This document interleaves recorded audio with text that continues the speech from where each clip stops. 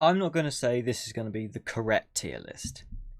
I'll probably be the first to disagree with it by next week. But for now, it is the correct tier list. Telltale's The Walking Dead. Every episode, 2021. The tier list even still relevant in 2021? Who cares? I'm going to do it anyway. Here it is. I've made my own from scratch. I've not seen anybody else do a tier list like this.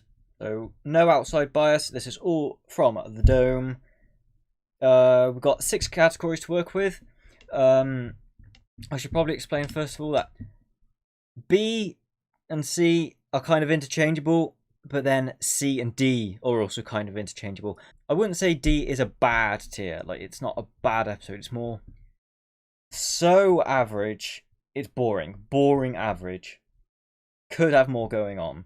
That is why we have E for bad. But there was a 7th tier under this that would have been painful, but I don't think a single episode in this series is really painful. So that's what we'll go with. I think we'll do it in chronological order. That makes sense. There will be a slight or loose criteria that we'll follow with this, and that will be A, the story. Is it any good? Does it have a story at all? Because I know some episodes feel like they just don't have them. And B, engagement. What's the gameplay like? What are the choices like? And is it replayable? So let's start off with A New Day. I'll be the first to say I'm not the biggest fan of A New Day, but I still think it is a great episode because it's a great introduction. It's not just the first episode, it's our tutorial essentially. A New Day doesn't do a lot wrong. I think the way it eases us into the different types of choices and the gameplay elements is done in like the first hour, which for a series that lasts probably, well, not series, this season alone probably lasts over 10. I think to get it through in the first hour is a good achievement for itself. By that first hour, I think you'll just be on Herschel's farm. You're already settled in. So that's perfect. It introduces us, obviously, to choices. The first choice, I think, is leaving at sunset or at night. And while it doesn't change much, it's a good first way to see how your choices can change. Some characters will be present, some characters won't be present. How it affects them, you find that out. So I think A New Day definitely deserves a great tier. We get all of our characters that we love. Lee, Clementine, Kenny, and those are just the top tier. And then you've got Katja, Duck, Lily, Larry. Some people hate Duck. That's fair. Some people hate Larry. But they're designed for you to feel that way about them. Duck is a stupid kid. He doesn't know what's going on. He just wants to live his best life, right? So that can be annoying to some people. Larry is just a dude that hates you. I mean, for a tutorial, essentially, that's fantastic. That's absolutely fantastic. Like, Larry is a great character because he's written in a way that makes you want to hate him, not he's a poor character so you hate him. That's the difference between Larry, Duck, Lily, etc., even Kenny to an extent, depending on your choices, compared to a lot of other characters in other seasons. The reason why I don't think it is near perfect is because for me, replaying it, the drugstore scene does drag out quite a lot. Maybe even the rescuing Glenn scene after that as well. For a new player, the drugstore is a fantastic gameplay hub. You've got many things to pick up. You've got the batteries, the energy bars. You've got all the characters to interact with, and you can pick your objectives as you go. I mean, there's probably not a better way they could have introduced somebody to the gameplay of this. So the drugstore is great for new players. Replaying it, not so great. You can go from point A to B quicker when you know what you're doing, but still, I still think regardless, it does drag on a little bit, so it's not quite perfect, and it doesn't have that much going on for it. Though it does have the end choice, Doug or Carly, so iconic. I mean, it doesn't change much in the grand scheme of things, but everybody knows about Doug or Carly.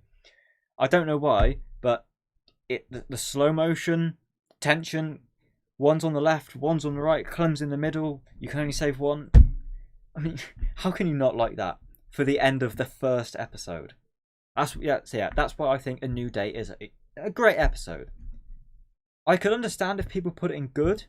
I was tempted to put it in good, but just for the fact that it has to introduce us to the series, I think it deserves great. Then we move over to Starved for Help, which I think immediately straight to the top. What do you think? Straight to the top? Starved for Help is like everything Season 3 or A New Frontier is trying to be, but is actually good. It's like its own little story within the broad story. Starved for Help is all about our team on the brink, trying to find a solution, and it's just not working out. It introduced us to probably the best one-episode characters in the series with the St. Johns. They bring so much to the table for this episode. It's unbelievable.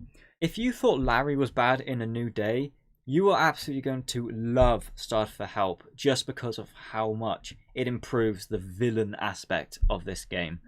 The St. Johns are phenomenal villains. The mystery behind them, like right from as you first meet them, they're kind of a bit suspicious, a bit too nice.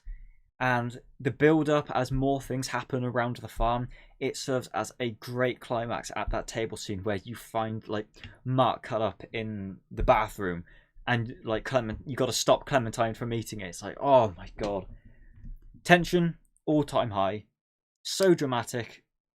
Probably the closest this game's come to Hollywood. I can't think of much wrong. Like A New Day, I can't think of much wrong with this episode. It even makes pretty decent use of the determinant characters.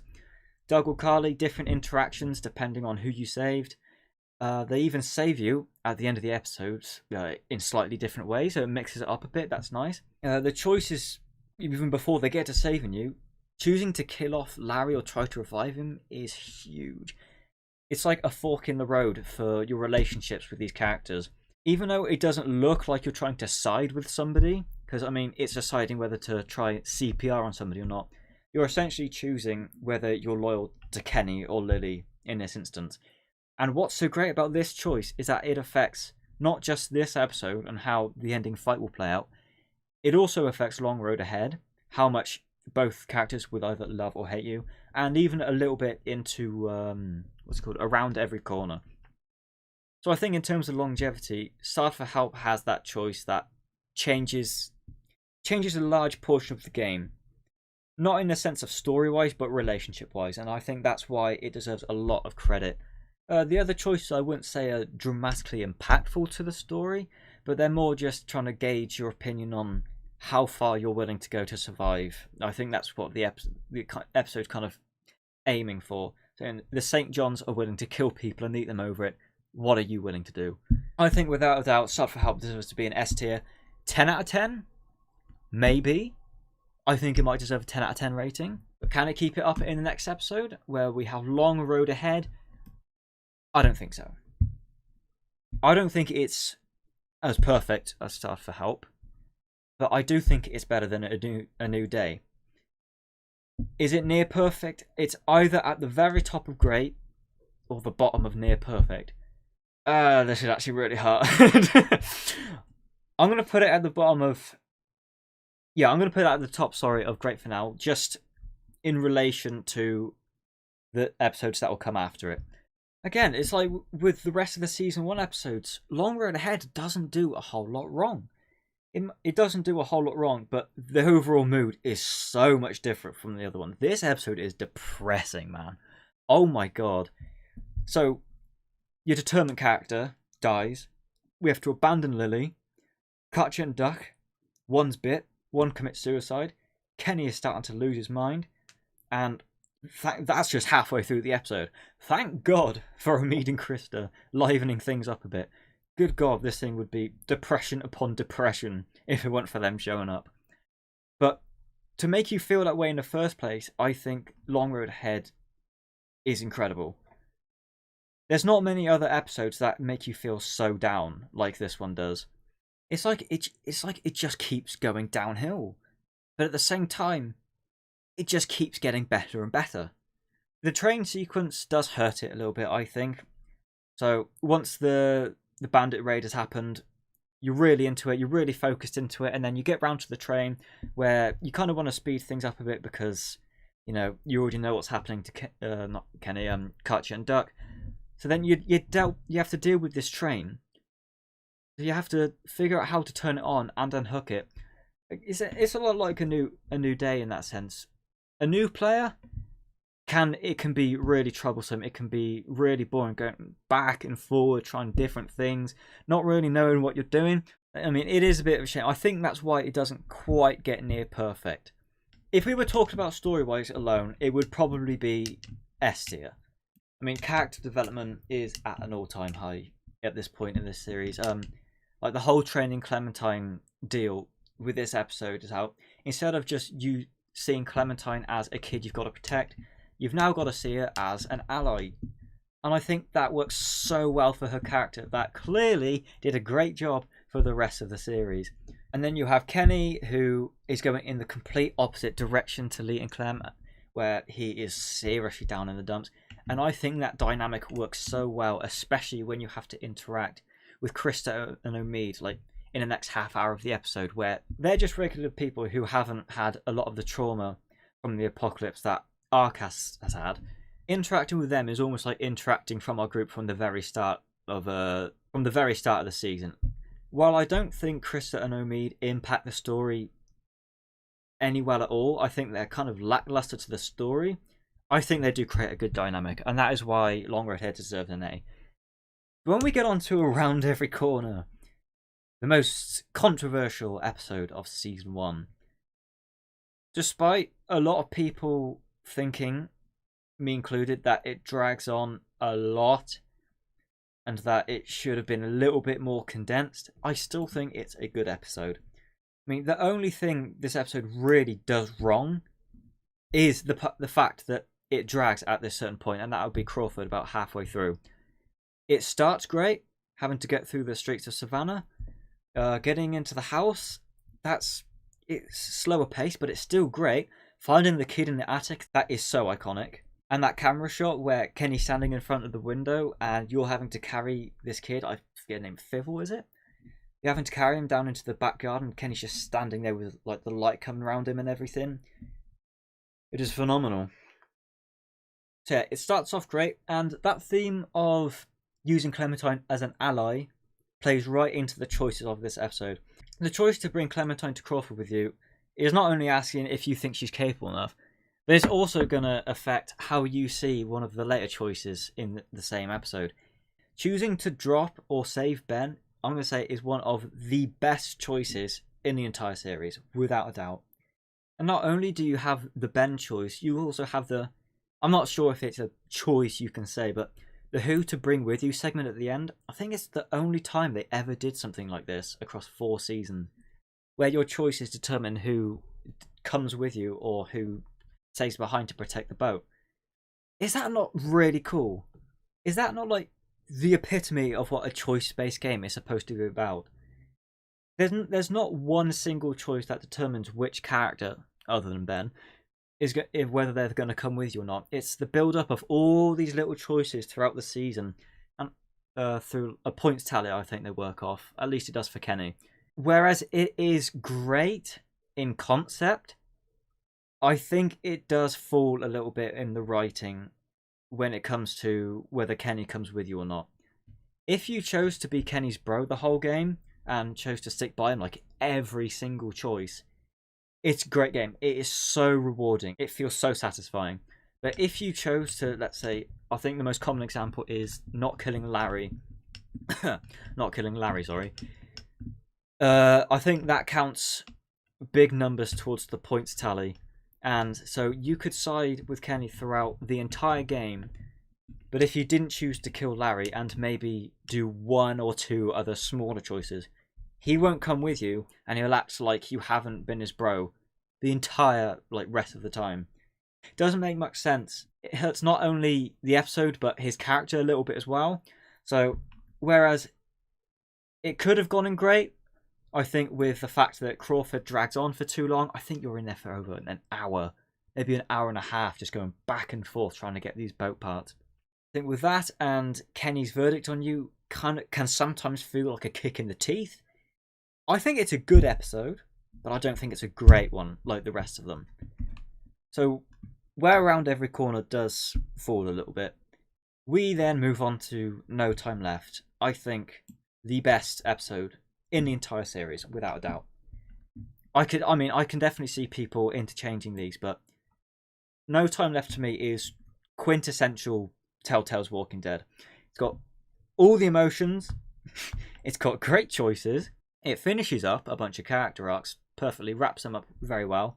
And the ending, I cannot believe some people don't actually cry at this thing.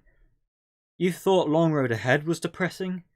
Dear God, the ending to No Time Left. We all know it. As bad as it is emotionally, so perfect. Probably one of the best endings, not even just in the series, but in video game history. Clementine having to leave Lee is the perfect ending to her character for season 1. She cannot rely on him anymore. She has to fend for herself, which will be the bulk of what season 2 is about. And yeah, No Time Left keeps you gripped the entire episode. It starts off with you down in the bunker, where the cancer patients were, trying to find them. Obviously, whoever's come with you. And yeah, immediately, within, I think, the first 5 minutes, you've got to decide whether or not to cut off Lee's arm. Like, good God. What is with this game series and choosing to cut off people's limbs in the first 5 minutes? We had to do it in 2 of the best episodes. Is that a coincidence? Yeah, probably. While cutting off his arm doesn't make as a dramatic impact as we might have hoped or would have liked to see, that is still one hell of a choice to make. Like, you've got to play through the entire rest of this episode just with one arm, climbing ladders, scaling buildings, jumping over buildings. There's the scene just before you reach the marsh house where you have to fight through the entire horde of zombies. Oh my God, that is incredible. And if you've got both hands, he picks up the glass shard off the floor and he does that look. Badass Lee. Deserving of a top spot. If you put No Time Left anywhere below great, you're a fool. What are you doing? Did you play the same game as me? It would even be a stretch to put No Time Left in great, I think. It doesn't just wrap up Lee and Clementine stories, at least for season 1, but even Kenny gets 2 great sends-off. The way they handled Ben in this episode is perfect for a choice-based game. If you don't choose to save Ben, obviously his story ends in Around Every Corner. That is what you think of Ben. There's nothing more to it. But if you make it to No Time Left, you get, I think it's halfway through and you've just come back from the hospital and you find out that the boat's been stolen. Your entire view of Ben is going to change dramatically. Not only does it change your view on it, it changes Kenny's view on it. So it improves not only Ben's character, it improves Kenny's character. And whether or not you think his death scene, Kenny's death scene, is better or worse with or without Ben, they're still great scenes in their own regard. I think Ben is done great justice, Kenny is done great justice regardless. Lee's story is wrapped up perfectly, sad as it is. That makes it perfect. And Clementine is sent off into the wilderness, ready for season 2. But before we get into season 2, we have 400 days. 400 days. The DLC that came to bridge the gap. And the fact that it came to bridge the gap, I don't think I can put it in lackluster. I think this DLC aged horribly, which is why I'm going to give it an average. The individual stories of the 4 or 5 characters I think are good in their own right. But the problem is they don't go anywhere. The whole idea behind 400 Days was that it was supposed to be this big build up to season 2, and that depending on who comes with you at the end was supposed to, affect your story in season 2, at least how those characters would be prevalent in your playthrough. But it just never happens. These characters don't appear in season 2 for more than 10 seconds each. Are you mad? Legit. It's about 10 seconds each for the 5 of them, if you manage to get all of them. I think Bonnie comes with you either way. For that reason, though, I don't think it aged well. If we were talking about 400 Days when it was released, I'd probably put it in good. I think it would be a good episode in its own right. But I hate replaying this. Just because it means nothing to the overall story going forward into season 2. It just means to me it's a throwaway episode, a waste of time. Does have achievements, which are nice to collect, but we don't make a tier list based on achievements. So I don't want to say it's bad or lackluster. It feels lackluster, but the individual stories, I think, are good enough to keep it at average. And I don't really have much more to say about it. I mean, the stories are good because the characters are good. If we saw more of Russell, Vince, Shell and Becca, Tavia, the names escape me, they were pretty forgettable. Because they weren't in season 2, they're pretty because they weren't in season 2 for more than 10 seconds, they're pretty forgettable. Can't remember the last one. What were their names? We're going to have a look. What were they called? This is why we have the wiki open. This is why. Wyatt, that's the one. Wyatt, yeah. What does Wyatt do in season 2? Say that you've got to go see Carver, which you were going to do anyway. It's like, sick. I'm glad I got you to come with me. I'm glad I spent over half an hour trying to get an achievement to win a game of rock, paper, scissors. I spent more time trying to get an achievement, trying to win a game of rock, paper, scissors, than enjoying this DLC. So we're going to leave it at average. So moving on to Season 2. All That Remains. I think Season 2 is the most difficult to rank. Because it starts off good. It has an idea of what it wants to be. But then it just goes in so many different directions. It doesn't... It's honestly, it's really hard to explain my feelings towards Season 2. I think the majority of people understand that it's definitely not as good as Season 1. But it's still a decent Telltale story. I think All That Remains starts off bad. It starts off terrible. Killing Omid in the first, 5 minutes? Like, are you taking the piss? We were so hyped to see Omid come back, and then he's only in it to get shot by some prick with Clementine's gun in some bathroom. I think the bathroom is actually the truck stop from 400 Days. There we go. There's a bit of continuity. That's more continuity than the actual characters. Sick.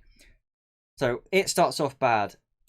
So then you go with Krista, and then she's just thrown out of the story in the next 5 minutes. I understand the point that they wanted to make the story that Clementine cannot rely on adults anymore, but it doesn't make it feel any better. It makes it a bitch to play. So it doesn't start off great.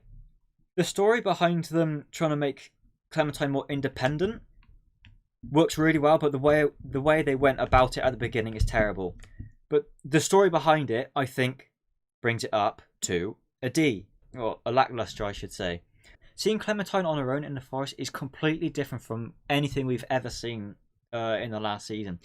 Even when she was alone in No Time Left, she at least had the stranger with her to keep her alive.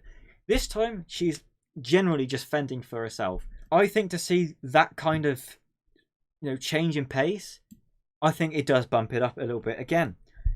But then the forest section drags on. It's like around every corner. It just drags. And as cool as it is towards the end, where you meet Sam the dog, it's such a drag to play, especially on replay. I do not like replaying All That Remains just for that forest scene. But other than the forest scene, you get past the forest scene, and it keeps improving.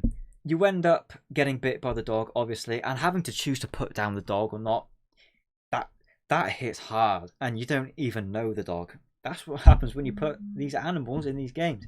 So where we come out of a pretty barren scene, we're hit with a pretty emotional choice out of the blue. It then brings us to introducing us to our new characters in the cabin crew. My God, are they painfully stupid? Good God, terrible writing stupid. This is what I was trying to say with Larry in A New Day. Larry is good because the writing around him is good. The cabin crew does not have that same treatment. It's a stretch to say anybody could not tell the difference between a dog and a human being bite. But to say a doctor can't? Are you kidding me? A doctor cannot tell the difference between a dog and a human bite. Okay, so they end up locking you in the shed for it. And while that seems like a stupid concept, it's actually really good gameplay wise. being locked in the shed by yourself, having to escape and steal from these people. I don't think All That Remains is a great episode, but what follows this shed scene and the shed scene itself, I think it does just enough to bump it up to the bottom of good. I think All That Remains does end up in B tier. Stealing is something Clementine has never done before. Having to patch yourself up is gruesome. I'm cringing just thinking about it. And then it has the probably most iconic quote in the entire series, "Still not bitten." And to slam that in the face of this crew who dumped you in a shed to die, oh, is that satisfying coming at the end of this episode. I think it ends on a very good note. They do eventually bring you in the house, and then you have the fishing scene where you ended up with another Doug and Carly type choice. So while it is a choice that we're familiar with, and you may say that it's kind of the same, there are different circumstances that Pete is already bit. So who are you going to go with? The guy, Nick, who has treated you horribly but will definitely survive? Or Pete, the guy who is great to you and treats you very kindly and is the only person who stood up to you, or stood up for you, I should say, when you had the dog bite, and he's bitten. I think it's a good mix-up. I think it's a definitely good mix-up for the first episode. And that leads us into A House Divided. I struggle to know where to put this. I'm going to say it straight away. I don't know whether to put this at the top of great or the very bottom. Oh, sorry, the top of good or the very bottom of great. I don't know what about this episode is. It feels so much better to play than the likes of Around Every Corner and All That Remains, but it never hits the consistent highs that Long Road Ahead and A New Day does. It's like it needs its own little category in between these two.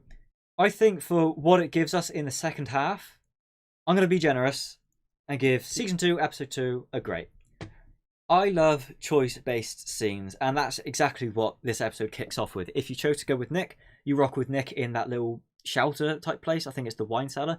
And if you rock with Pete, you go into that truck, or that abandoned cigarette truck. And both of them, even though they're in completely different circumstances, both of them do carry a bit of emotional weight to them. So to see him be killed off that quick, I mean, it is a shame, but I don't think the dynamic that plays out in the latter half of the episode would work if Pete was there. The latter half of the episode is where it really shines, in my opinion. But before we get to that, can I just say, it takes us a 2-minute time jump to go across these two states. Whereas it took us about an hour to get through the woods in All That Remains. A House Divided knows where it wants to be, so gets where it wants to be. All That Remains kind of dilly-dallies in the forest a little bit too long for my liking, so that's why I give a bit more props to A House Divided. We get across the state, and then the bridge. The bridge happens. The bridge where we shoot Matthew. Shooting Matthew initially seems like a big problem. It creates a big mystery for the people you meet in the ski lodge group. I will say though, the ski lodge crew, miles better than the cabin crew. And there's only 4 of them. There was like 6 or 7 of the cabin crew. Cabin crew is so stupid. The ski lodge is such a nice change of pace. We've got Walter, Matthew, well, they did have Matthew, Sarita, and another one of the most iconic moments in the entire series, meeting Kenny again. One of the best moments.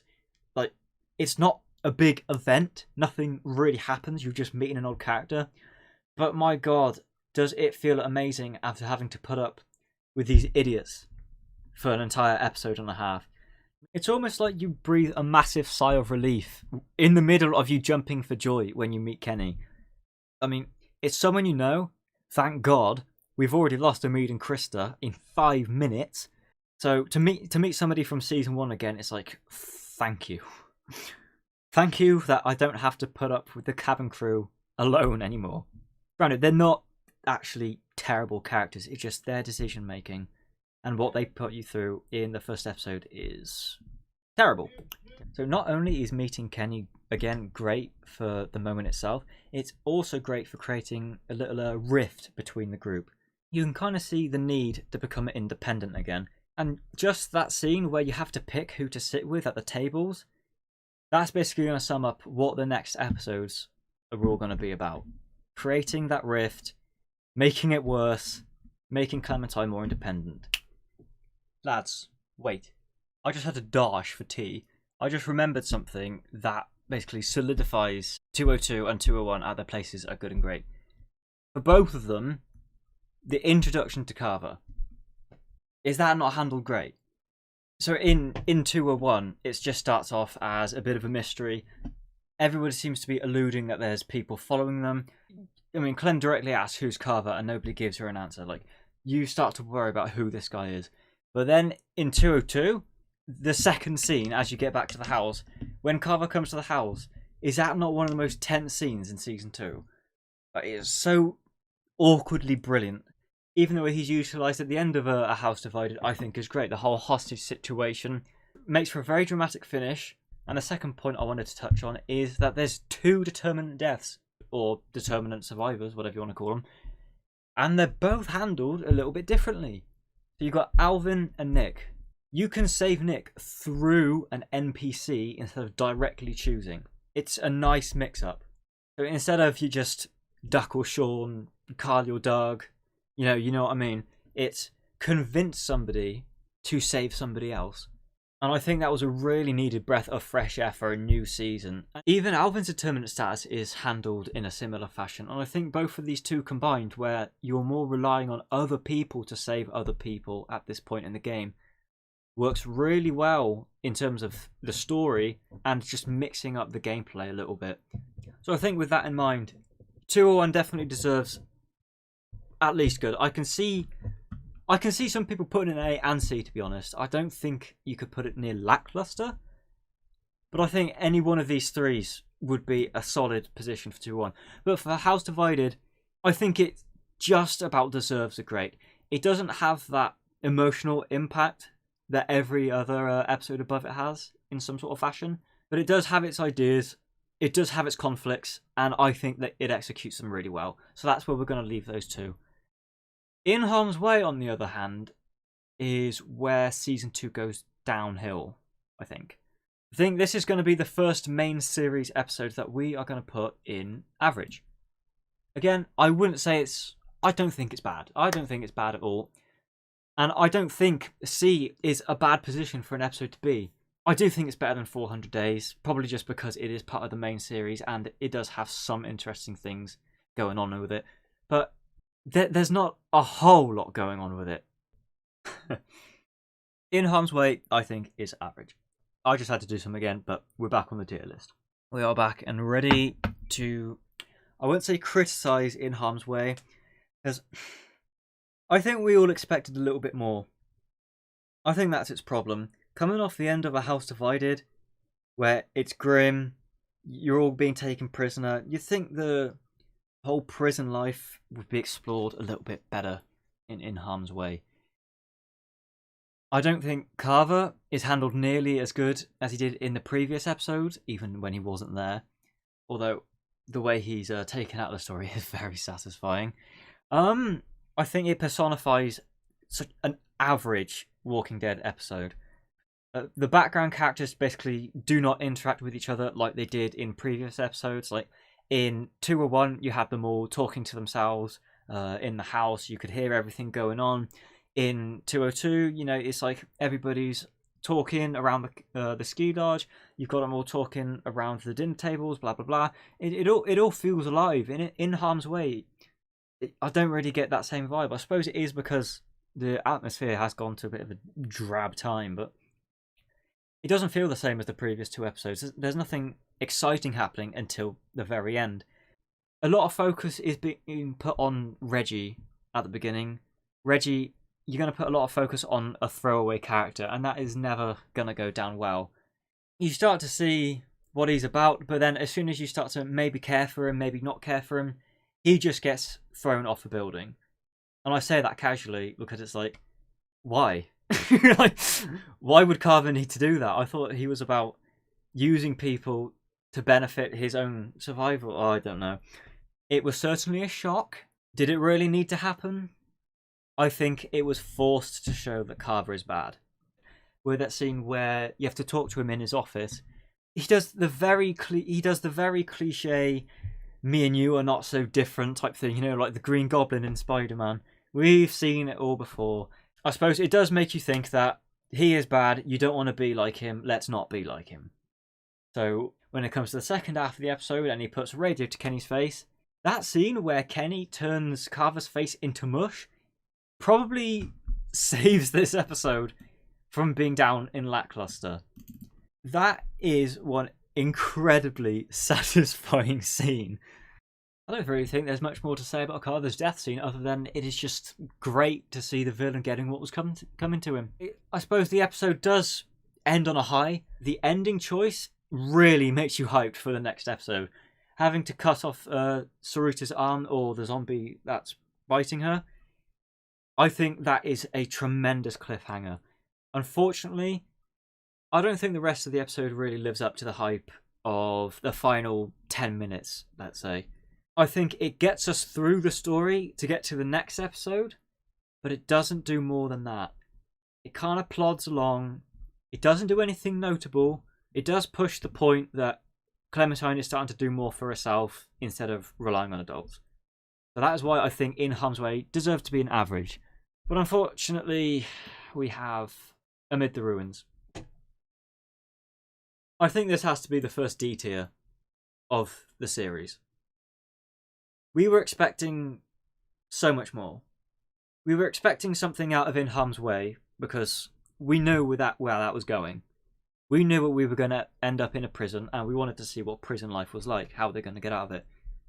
In Harm's Way, you go into that herd knowing, or not knowing, where on earth you're going to end up. Unfortunately, I don't think they knew. I don't think they had a clear vision of where they wanted the story to go at this point. I'm pretty sure it went under a couple rewrites. The determinant characters aren't handled well at all. It's a whole lot of going from one small area to another, but then coming back. Not really doing anything exciting, just going to a new location for the sake of going to a new location. So, like in a lot of other of the lesser episodes, you might say, it starts off great. Going through the herd to begin with, that is an exciting scene. It just is. It is completely different from the one in No Time Left, where you're holding onto Lee for dear life, basically, and you're slowly going through it. In this case, you've pretty much just chopped off your protector's girlfriend's hand. So she's either rolling around on the floor crying, or if you didn't do that, she's holding her hand like, I'm fucked. So then it all kind of kicks off in this little circle around you. You've got to fight your way out instead of just kind of sneaking your way out. It's a lot more exciting than the one in No Time Left, and I think for good reason. But as soon as you get out of the herd, it really does fall off. It doesn't really know where it's going. Not only does the actual direction of the episode fall off, I think this is where Jane starts becoming a problem as well. This woman, right, has the audacity to go up to a pregnant lady of 9 months who was about to give birth, like, in the afternoon, and ask, with a really serious face, what are you going to do with it? You've got to be kidding me. How have you no shame, Jane? Are you mad? Are you mad? Jane is what they use to really push forward the idea that Clementine can be on her own. The way in which she does this is teaching Clementine how to kill zombies effectively and looting corpses for survival. There's only 2 problems with this, and this isn't a criticism of Jane's character, this is a criticism of the story. Clementine has already done these 2 things. We go through this whole segment of learning how to stab a zombie in the knee and then its head. We already did this in A House Divided on the bridge. You smack its knee at the side, and then Clementine finishes off with a hammer. It's like, oh, okay then. So maybe that's just one thing. But no, the next thing is having to loot a zombie for anything that might be worthwhile. Did we not do this in All That Remains? I'm pretty sure there was an entire section with Pete and Nick where we had to loot through the zombies or dead corpses for anything that might be useful. So this entire part is pointless, yes or no? I think it is. And I think that kind of takes away with what they're trying to do with Jane's character at this point. They're trying to portray her as somebody who's a big sister mentor to Clementine in her own fashion, in the style of Independence. But it doesn't work because we already know everything she teaches. So it takes the episode down as a whole. But for the rest of the episode, it's a whole lot of dragging. Nick, remember that character who was determinant in A House Divided? He actually managed to survive in harm's way. So credit to that episode. Alvin didn't make it through in harm's way, but he got a somewhat satisfying conclusion. It was emotional. It was a bit emotional. But when it comes to Nick, this is like Chuck levels dirty. Off screen, dead for no reason. And you just kind of have to wander past him. That's it. He's only mentioned... I think he's mentioned once in one line after you kill him. And that's when Luke has to react to his death. And Luke doesn't even seem to have a reaction to his death. He seems so indifferent about it. He's sad for maybe a minute. But then by the time you have to deal with Sarah, he's completely forgotten in the entire story. Like, Nick was just growing to be this character who was coming good. He was becoming less reckless. He was starting to get on Clementine's good side and everything. And then they just throw him away. So, dock points again. But then you get to Sarah, another terribly handled determinant character. You can save her in the cabin, or the caravan, whatever you want to call it. That's great. That poses the question, are you going to follow Jane's ideals of doing what's best for yourself, being yourself, or you're going to follow like Kenny's ideals, trying to save everybody? The emotional impact of that choice is taken away in just like half an hour. Not even half an hour, maybe. When you all get up to the gift shop and she's just she's basically just thrown off the ledge and dies. It's like, why would you have a determinate character that you kill off in the next half an hour? Makes absolutely no sense. And it's for reasons like that I just cannot see it going into average. Don't get me wrong, I've never thought, like in Harm's Way, that it's a bad experience. Like an outright bad experience, but it could have been so much more. It feels like just another go from point A to point B with not a whole lot going on, since most of the development is supposed to come from Jane's end. I think Amid the Ruins suffers a lot from the characters themselves. A lot of the background characters don't make any sort of impact. I don't know where the story was trying to go. It is just make sure that the baby can be born safely. I suppose you can say that is the story. But if we're going with Clementine needing to act for herself and not rely on the adults, it just doesn't work. It doesn't do anything substantial. So that is why D tier sounds good for Amid the Ruins. So this is where we move on to an episode with a lot more interesting things to a Walking Dead story. No Going Back. A lot of people hate No Going Back. I don't. I am not one of those people. A tier. I think No Going Back is great. I love it. I don't know what it is about it. I know there's a lot of criticisms. Something about it makes all those criticisms redundant to me. I don't mind, or at least I can look past them. It is without a doubt my favourite episode of Season 2, and that is predominantly because of the endings.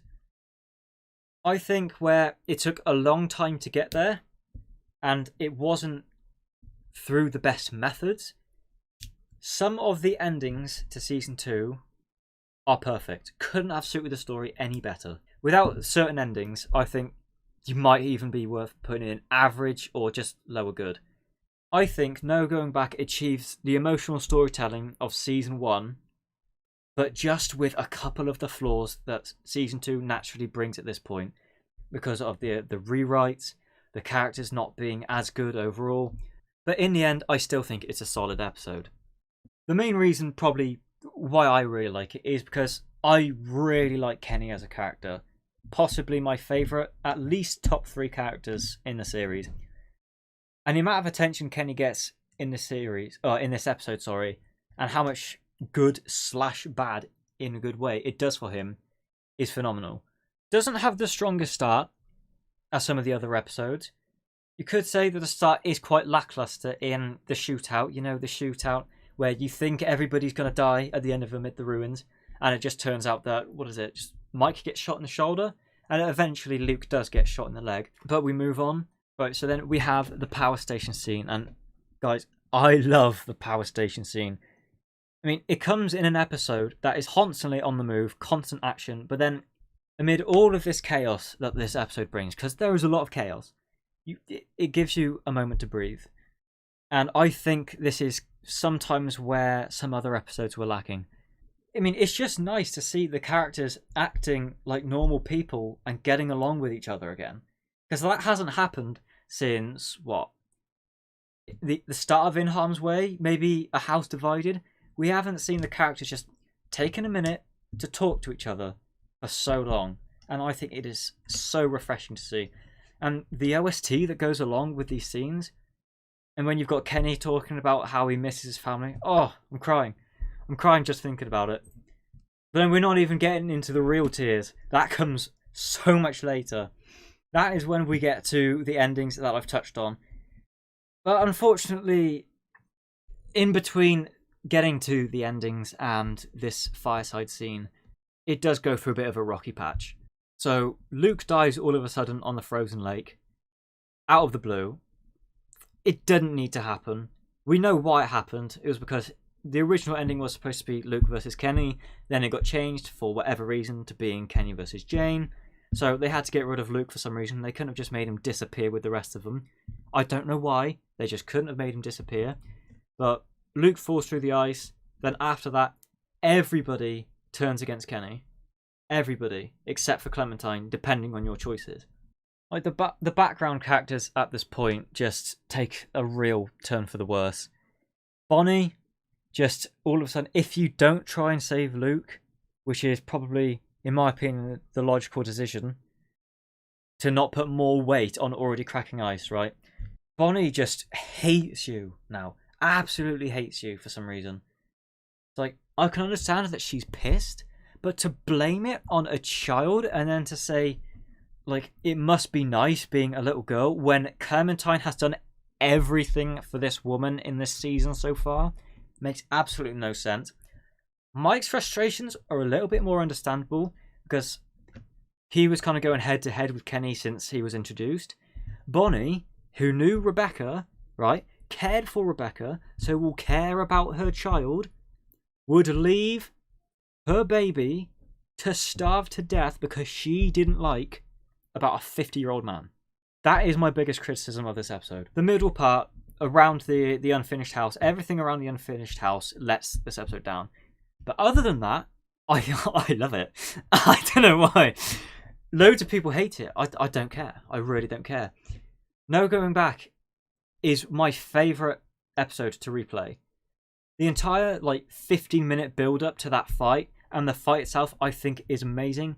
And the final choice is, I suppose it's not the final choice because you do have the specific endings for who you save, but who you decide to live, basically, I think wraps up this whole idea of Clementine taking on her own responsibilities perfectly.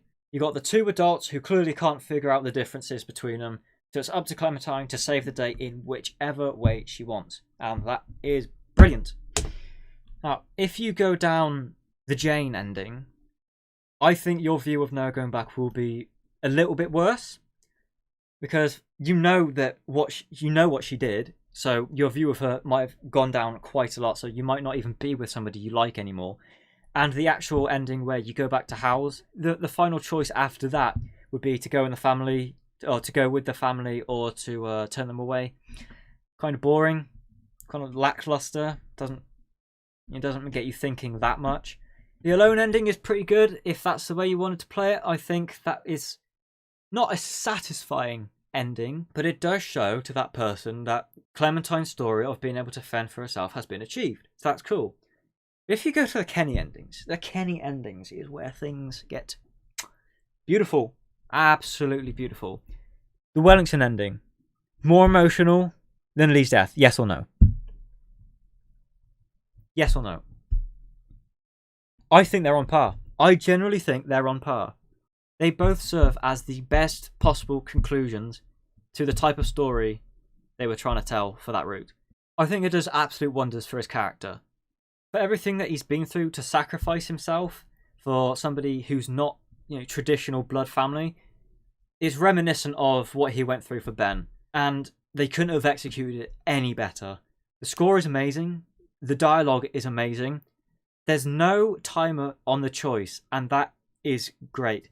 Like, it's one of the only choices in the game where you can take your time to really think through it, and I think it benefits so much from that. I think bar Season 4, Leaving with Kenny is the only happy ending in the entire game. And for me, I think that just gets major props. I love the episode for that. Oh yeah, so I forgot to mention about No Going Back. So how this episode pans out is it does weave in and out of good and bad writing at times. But what I do think is an example of the great aspect of writing is the Lee flashback. I think the Lee flashback is timed perfectly, and it basically tells us how to play the ending. I think it's like, you've got to hurt somebody to protect the people you care about. And that's basically telling you who you're going to keep alive for the final fight. If you like Jane, you've got to hurt Kenny. If you like Kenny, you've got to hurt Jane. If you don't, if you like yourself, you got to kill everybody. But I think the Lee flashback is a phenomenal build-up to the final fight, and the final fight itself, I absolutely love. I think that whole section from the flashback to the endings is near enough, or at least definitely on par with Season 1 writing quality. I absolutely love it, and I know there's a lot of negatives about this episode before that. I think with the final fight and the ending, it really does save it, and it makes for the most replayable episode of Season 2, in my opinion, for me. This is probably the most biased pick in this list. I would admit that, but yeah, I love No Going Back. Unfortunately, No Going Back and its wonderful 7 different endings don't bode well for Season 3. Here's the problem with Season 3, right?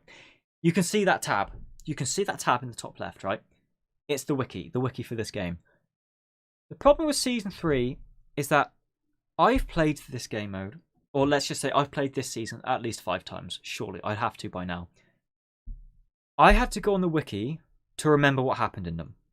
Now, that's not so bad if you don't take into account the fact that I still don't remember what happens in these episodes today. And I looked at this shit yesterday. So we're going to have to go through these quite quickly because I really don't want to spend much time on Season 3. I think it is pretty pathetic, to be honest. We're going to put them all in lackluster, and we're going to work from there. And I should probably say, the way we're going to look at Season 3 is with the Walking Dead title. I think if you remove the Walking Dead title from this season, it's good. Maybe good average, but I wouldn't say it was ever great. But if it wasn't a side story to Clementine's story, it would be good. But we have to take into context that this is a game we waited. Was it 2 years for? 3 years for? I don't really remember. It's not that big a wait, but it's the fact that we were waiting for the endings to play out effectively. We weren't waiting for the time. We were just waiting to see how these endings would play out, and the disappointment we all felt was incredible. And that is the concept we're working with. It is Javi's story. I don't even. How do you describe Season 3? They're trying to shove Javi's story into Clementine's story, and I didn't want to pay for that. But that's what we've got, and that's what we're going to work with. So, episode 1 and 2. 2 episodes cut down into 2 parts. So we've essentially got a Season 4. We've got 4 episodes here. So the bonus, any points immediately are taken off from episode 1 and 2. It starts off great, kind of great. The opening credits where you've got Javi running to his house, and I think it's his dad dies. That whole scene is great, but I don't care about it. Why would I care about that? I don't care. If the rest of the episode was as good as just that first 5 minutes, I'd be tempted to put it higher. But I can't even tell you what happens. You go to a junkyard. You've got your family, which is Two of them are really annoying, Kate and Gabe. The other one, just fucking the wrong child dies. The wrong child dies at the end of the episode. You get captured by Max and his buddies. I don't know. They're bad. Bad start. Bad start to the season. I think part 2 is better. Part 2 is definitely better than first. The first one is so boring. Like, take the junkyard. So the whole point of the junkyard is that you're supposed to go around getting fuel for your van. This is like the only gameplay hub in the episode. So obviously we're not off to a good start. The problem with the junkyard is that you can walk straight through it. You don't even need to fill up any gas. You don't need to interact with anybody. You don't need to pick anything up. You don't need to look at anything. Everything will be the exact same, despite the entire point of this opening episode is to get fuel for your van. And it's completely irrelevant. Meeting Clementine takes about an hour into game time to meet the main protagonist, well, not the main protagonist, but one of the main characters of the previous 2 seasons that we care about. And what does she do? She captures you. She acts completely out of character. I would understand it if it was maybe a Jane ending Clementine who didn't take the family in. Or maybe if you took the family in as well, I don't know. Less to an extent the Alone, and even less the Kenny ending one. Or the Wellington ending one. That Clementine acts completely out of character. It comes down to Prescott. We go down to Prescott. Prescott's cool, actually. I like Prescott. It's a cool community. The characters, Trip, beige. Trip is the definition of a beige character. All right, his beard is pretty beige. It does look nice, but it doesn't bode well for his character. He's like Kenny, but way too forceful in how much he sides with you. So you can cut some slack for episode 1, but for the rest of the season, even if you side against Trip the entire time, he'll still be like your best buddy. It's like, give me a break. Maybe you're thinking by itself, it's not that bad of an episode. Maybe it is lackluster. Maybe it's average. Let me remind you what this episode did. Remember the season 2 endings. This is the episode that took Kenny, took Jane, took Edith from Wellington, slaughtered them all in 5-minute flashbacks. For that alone, the disrespect they did to those characters, easily at the bottom of the list, straight away. Part 2 is not so bad because it doesn't have as much to ruin, and you are more into the story it's trying to set itself into, but still, I don't think it's a good experience. Maybe it's lackluster. Might change it to lackluster. That cool community of Prescott, they just destroy the entire thing in like the first 20 minutes. Gabe is a character that is like unrealistically edgy for 3 to 4 years into the apocalypse. Every scene surrounding Gabe just worsens the experience at least in this point of the game. Though it does start with independent scenes based on your choices. It does get a bit of credit for that if you stay with Clementine or you go back to help with Kate's surgery back at Prescott. Unfortunately, both of these scenes are pretty dreadful. So, does it really get props for that? Maybe part 2 is not so bad. But what it really falls flat on, do you remember a certain choice? Right, a certain choice. Every episode in this season has a flashback. And in part 2, you are in the kitchen washing dishes with Kate. There's a bit of an argument. David walks in. Big Dave walks in. And you have the option to let the argument go or tell him off. If you know, you know. Possibly the worst writing for a choice in the entire series. There's a big problem with season 3, and that it's the dialogue options you're presented with don't actually match up with what the characters are going to say. And this is the biggest example of that. That tell him off. That's worth being straight into bad. Absolutely terrible. That's probably actually the most iconic moment of this season. Is that choice. It's that bad. We've got crap flashback, community falls, which I would have wanted to explore more. And then we move on to car breaks down. There's no story here. I don't know what the story is. Clementine's just off to the side, being depressed that Kenny or Jane died and that AJ's gone. So she's just depressed in the corner. Gabe is just trying to flirt with her. Conrad is an emotional wreck, which is fair because, oh yeah, his wife died, by the way. That's a thing that happened in Prescott. Yeah, and you meet Jesus. That's pretty cool, but overall, it's not enough to bring it out of bad, I don't think. Oh no, actually, hang on. There is another iconic moment in part 2 because of how bad it is. It's a choice. So it's betraying Clementine or shooting Conrad. Another choice. That brings up another problem with the entire season. Do you know how many people picked to betray Clementine?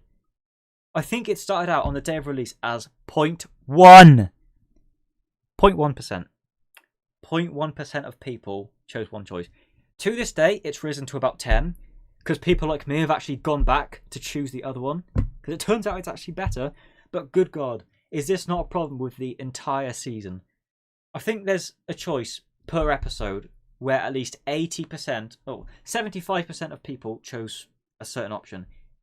Some of them just are no-brainers. On a first playthrough, shooting Conrad is a no-brainer. And unfortunately, the choices don't really improve or have that big an impact after that. Let's have a look if there's actually any other choice in this episode that's somewhat impactful. So, how did you handle the new frontier at the gates? Doesn't change anything. Did you trust Jesus? Another 86% of people. Did you betray Clementine? 89.4%. Shot Conrad. How did you get into Richmond? 96% surrendered. That's 3 choices over 85% on one option. I don't think I need to say any more. This is a choice-based game. All the choices are going in one direction. The only saving grace, ironically, is this Conrad choice, and this episode can't benefit from it, but the next one can. Above the Law. This might be controversial. I don't know. I think Above the Law is average. You know, I don't actually think Above the Law is that bad. It's unfortunate that I can't say that about the rest of the season, but I think this is as good as it gets for A New Frontier. I think at this point in the story, it knows what it wants to be, other than just, we all want to see Clementine. David's now in the story. It changes things up. The whole situation about family is turned upside down. It's a lot like season 1 in the sense that the choices don't actually make an impact on the story, but they have a big impact on the relationships. I think it's the best they manage. Despite it being average, it's a lot like In Harm's Way. There's not a whole lot to say about it. The best part, I think, is after you get kicked out. The section beforehand where you have to make your case of why you and your group would be good to the council, I thought was really interesting. Learning how the council worked and how, the Richmond is run, I thought that was quite good. But then you're really weirdly just booted out straight away. It kind of feels forced, but it is what it is. We move on. I think this is where the episode shines the best. When you get kicked out, so let's say, for example, you didn't shoot Conrad. This is probably one of the most impactful choices in the game. Giving Conrad the pistol or not. Another chance for a determinate death. Which, that's a second determinate death for this character. I mean, just that in itself is unheard of in Telltale. So it's already got that going for it. The scene on the way to the warehouse where you have to talk to Trip about themes that will occur in the next episodes. I swear, you give it a couple points for that. And then it does get... A New Frontier actually gets a little bit emotional. You have a flashback with Clementine about how she loses AJ. And it's really sad. But then we move on to the warehouse scene. Getting into it is pretty intense. Does get the blood pumping a little bit. When you go inside, it's like this entire new mystery opens, even if it's not handled the best in the end. Once that's done, you reunite with David. You find out maybe he's not so bad in Clementine's eyes. And we move on to the fight with the New Frontier, which is Lonnie,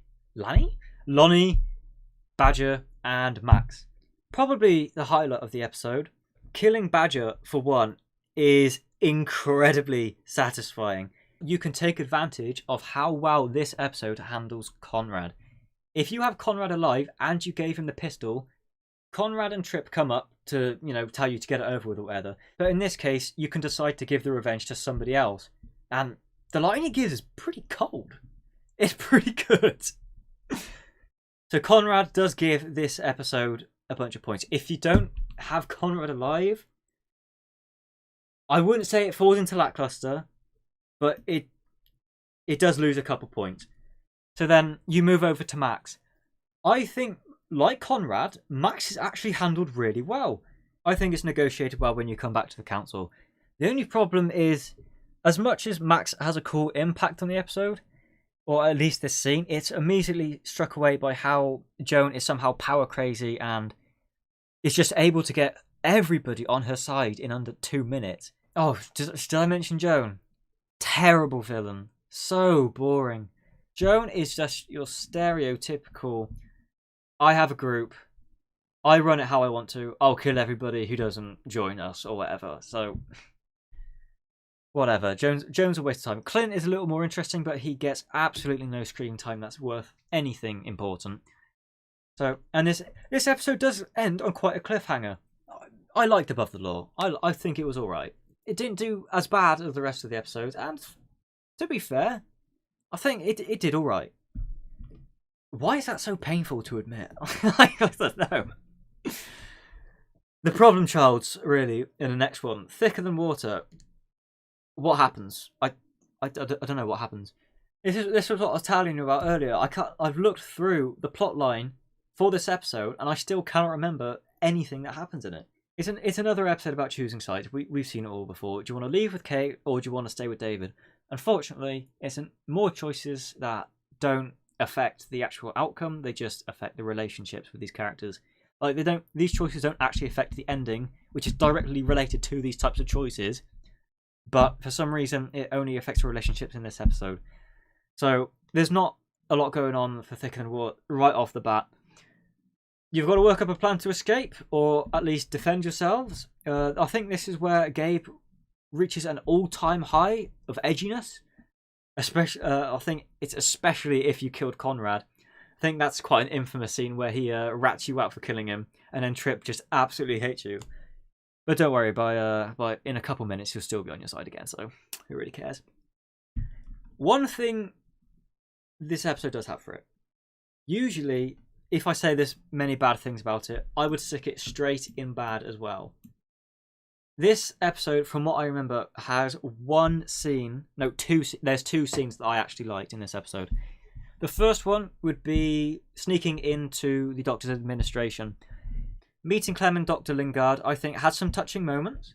But the highlight of the episode, without a doubt for me, and the only reason I would ever come back to it, even like just for footage or anything, and this is only for a fifth of people that I'm lucky to fall under, is the Kenny flashback. The Kenny flashback is the saving grace of this episode. And how sad is that? The one moment where you get back into Clementine's story, where you really feel like this is the story you continued from season 2. It only lasts 5 minutes. That is an absolute tragedy. This feels like, what would you say, an OVA? An OVA to the season 2 with Kenny ending. Season 3 literally could have just been that flashback, and I would have been happy.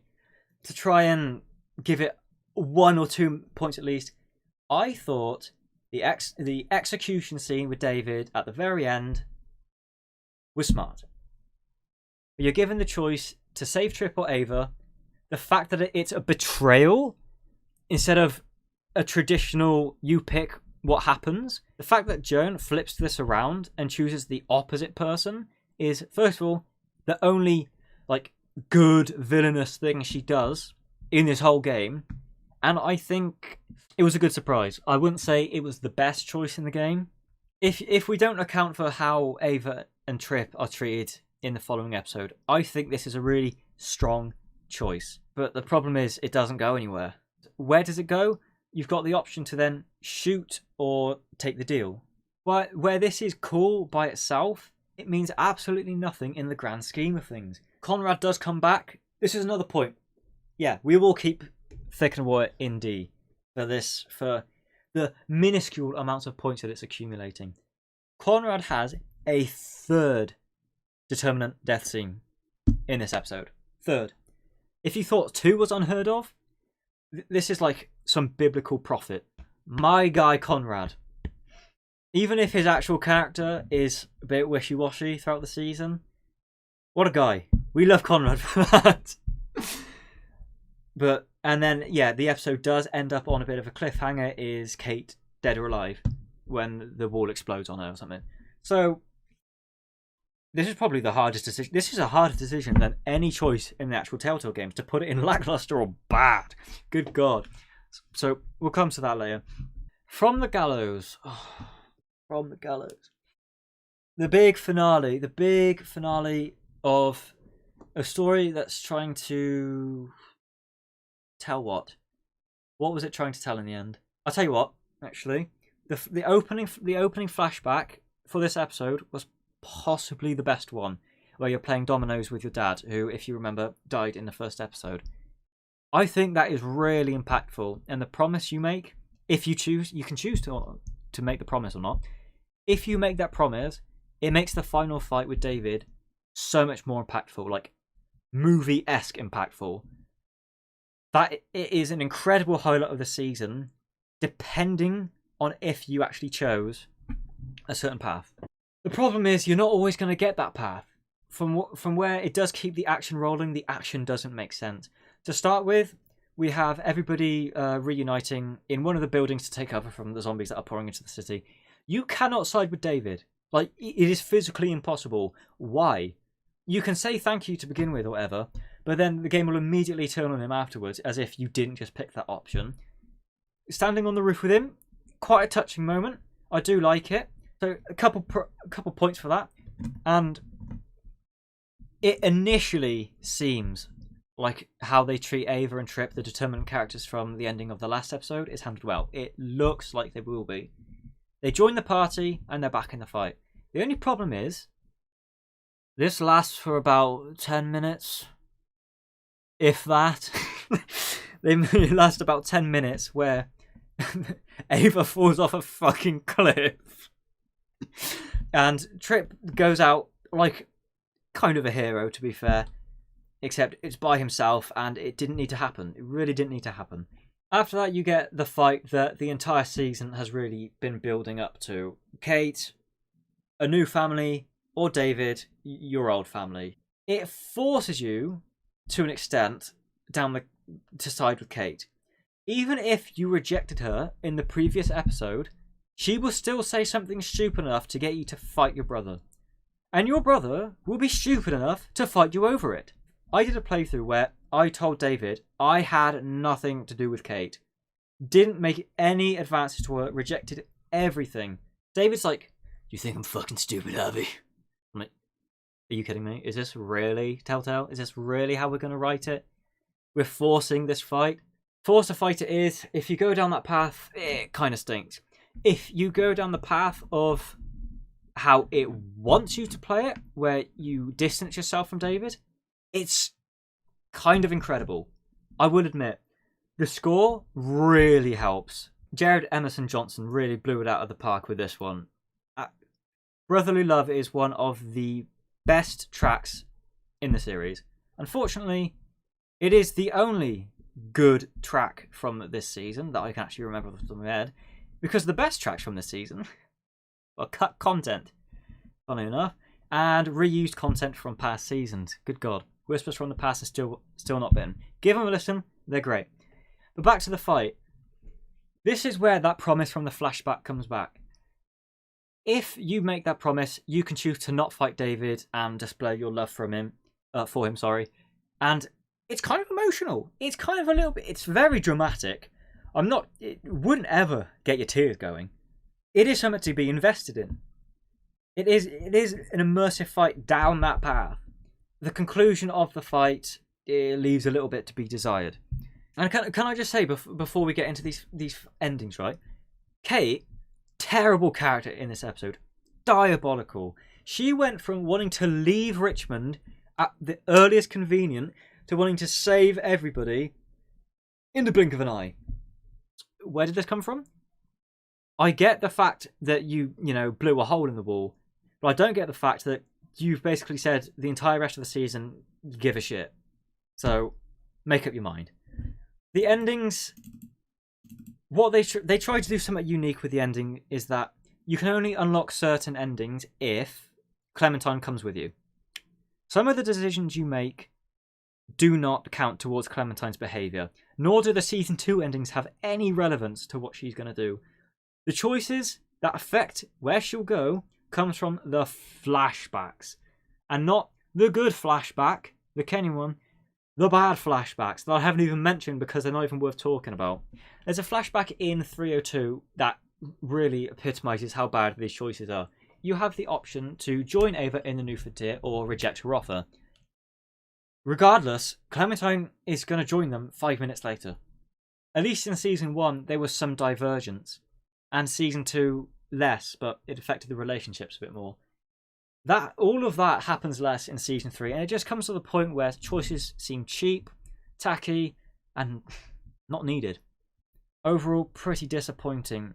My favourite ending is with David, keeping David alive, and that means keeping Gabe alive, unfortunately. But it is my favourite ending. Family first. I think what keeps this episode from being bad are these endings. It's a lot like No Going Back at how the endings really give it a couple extra points. The only problem with the endings is, like No Going Back, it heavily relies on you choosing certain ones to get the best experience.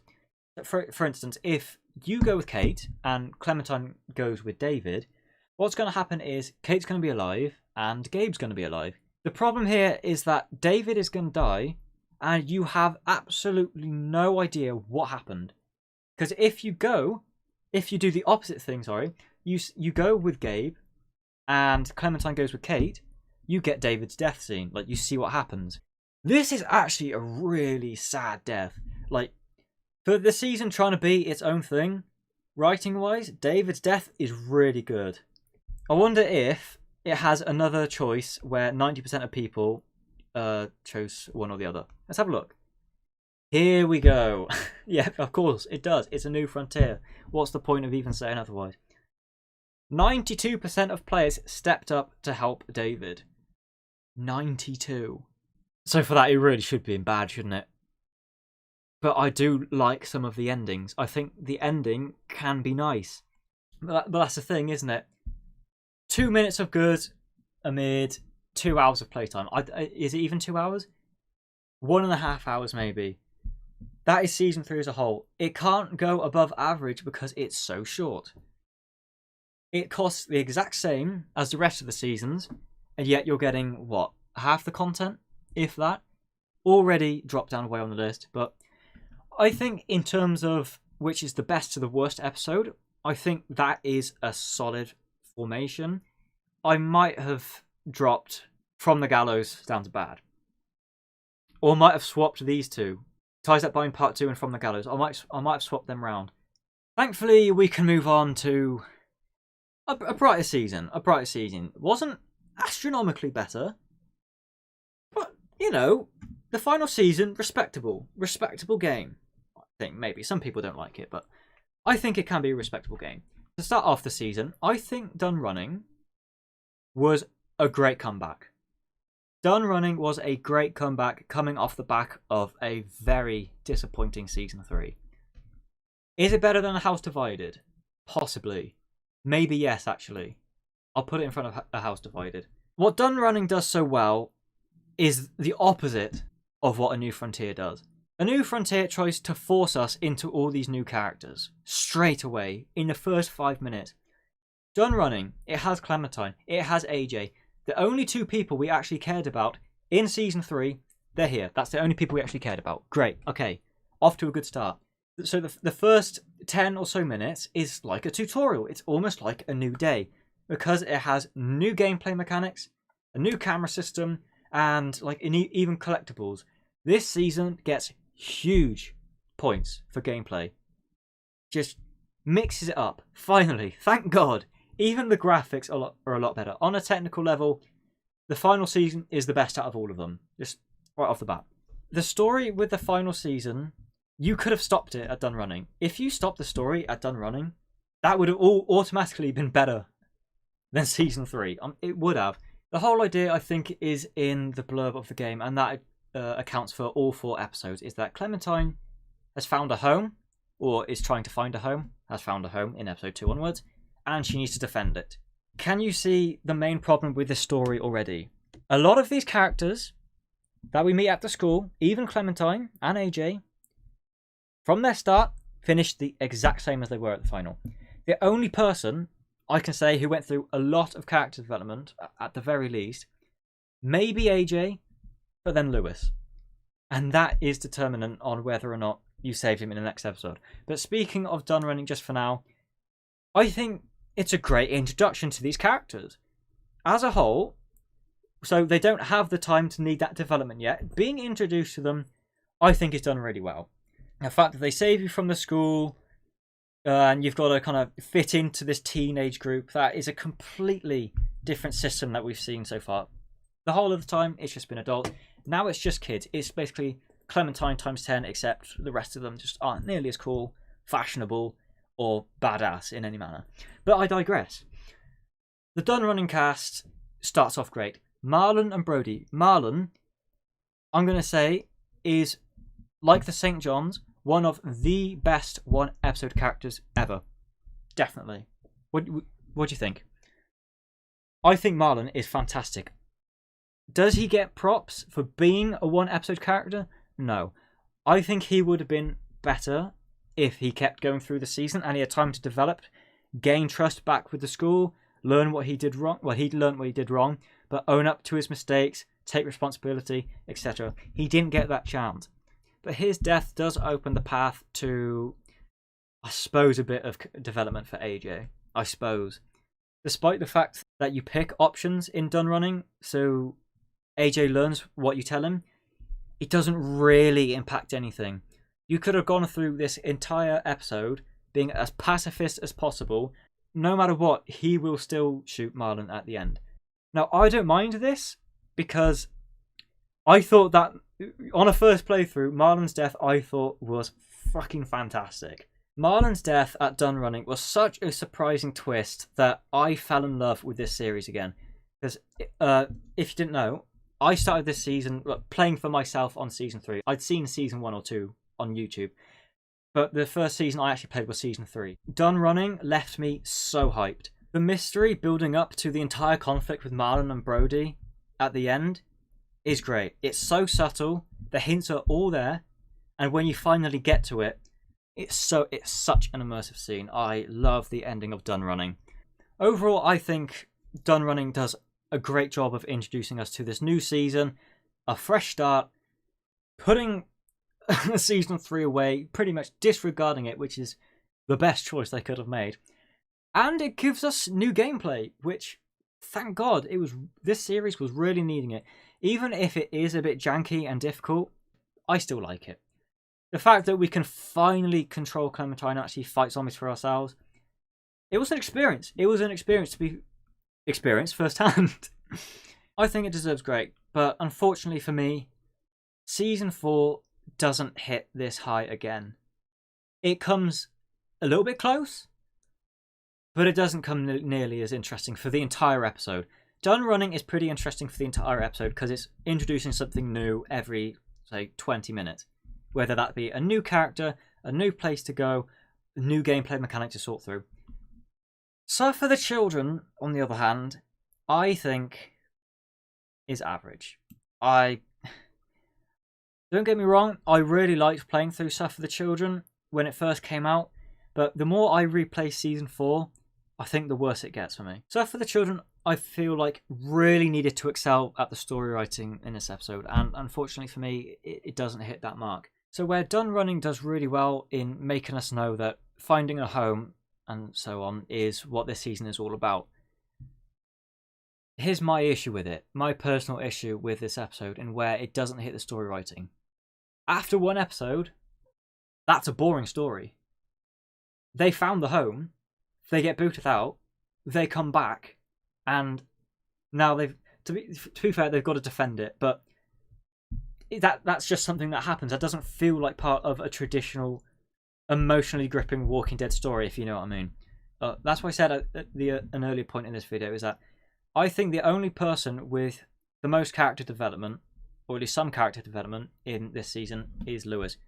Throughout season 1 or 2, the characters are constantly changing. Kenny is going like this, Lee is going like this, Clementine is going like this. In season 2, Luke, not really. But Kenny's still doing his thing. Jane is going all over the place. Like, the characters are constantly changing dynamically. Season 3...